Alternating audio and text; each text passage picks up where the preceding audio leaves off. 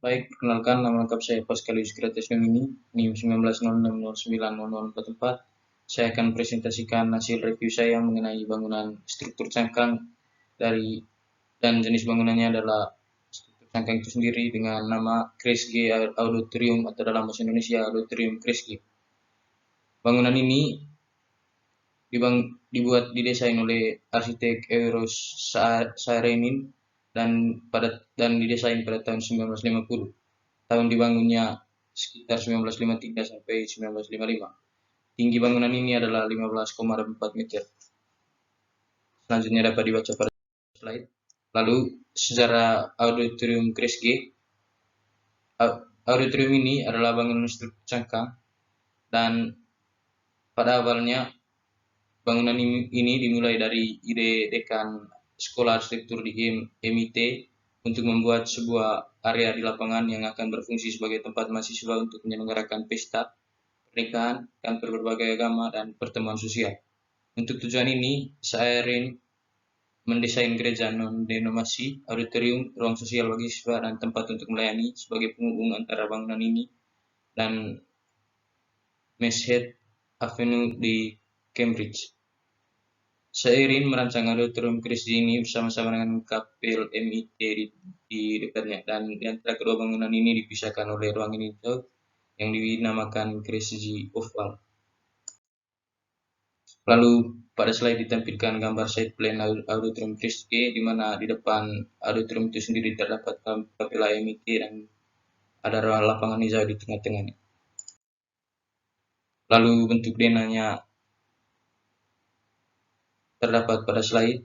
Bagian kanan, bagian atas ada denah lantai 2 auditorium ini sendiri, dan di gambar kedua adalah potongan di mana lantai 1 terbagi dalam beberapa fungsi seperti ruangan penerimaan tamu, area elevator atau lift, ruangan teater, lobby, dan toilet di belakang ujung. Pada lantai 2 terdapat auditorium dengan 1238 kursi dan ruangan proyeksi yang terdapat di lantai 3. Ruangan terbesar memiliki kapasitas maksimum 1226 orang, tetapi ketika panggung meluas ke bagian kursi hanya tersisa 1144. Ini digunakan untuk konser, kuliah, dan keperluan lainnya. Lalu sistem struktur yang digunakan, bangunan ini menggunakan struktur cangkang dan menggunakan atap berbentuk seperti kubah atau dom yang mempunyai 3 buah kaki triangular. Struktur sel pada umumnya harus memiliki syarat-syarat yang dapat diterapkan sehingga menunjang kemampuan sel sebagai sebuah struktur.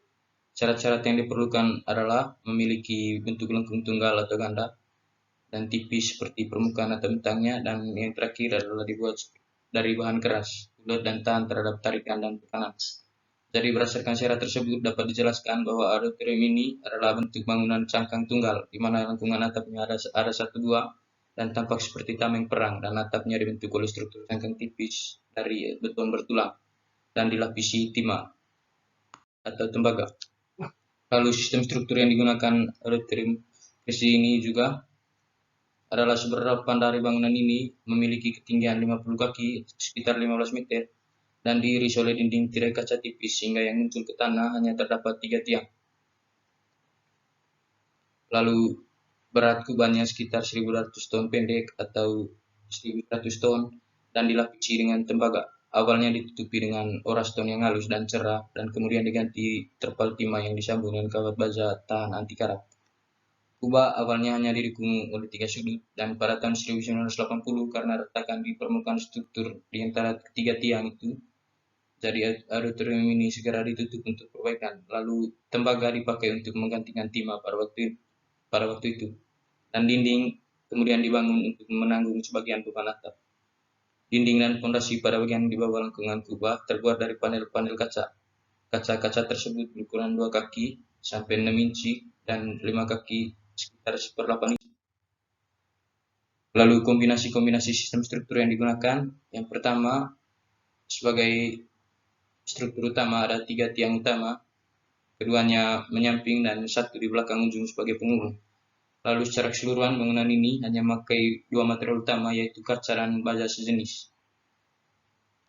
3 tiang struktur tadi saling menopang satu dan lainnya dan saling mengikat. Lalu kombinasi-kombinasi yang ada tidak terlalu banyak, hanya ada space frame di bagian atap sehingga kuda-kuda diikat satu sama lain dan dan bisa menopang beban atap itu sendiri. Lalu gaya-gaya yang bekerja pada bangunan dan kondisi tumbuhan agroturun Kresge dapat dilihat pada gambar.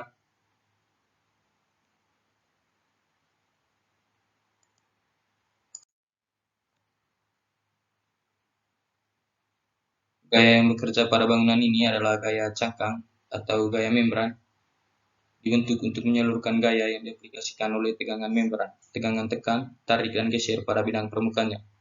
Cangkang mampu menahan gaya yang relatif cukup besar jika aplikasi gaya merata, karena aktivisannya struktur cangkang memiliki ketahanan tukuk yang rendah serta tidak cocok untuk beban-beban terpusat.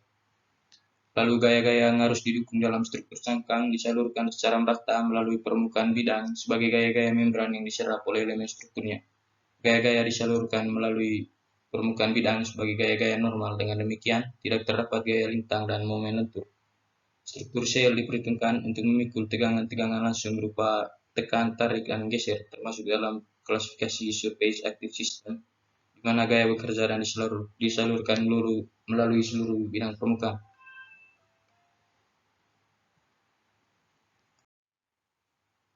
Jadi begitu saja presentasi dari saya. Sekian dan terima kasih.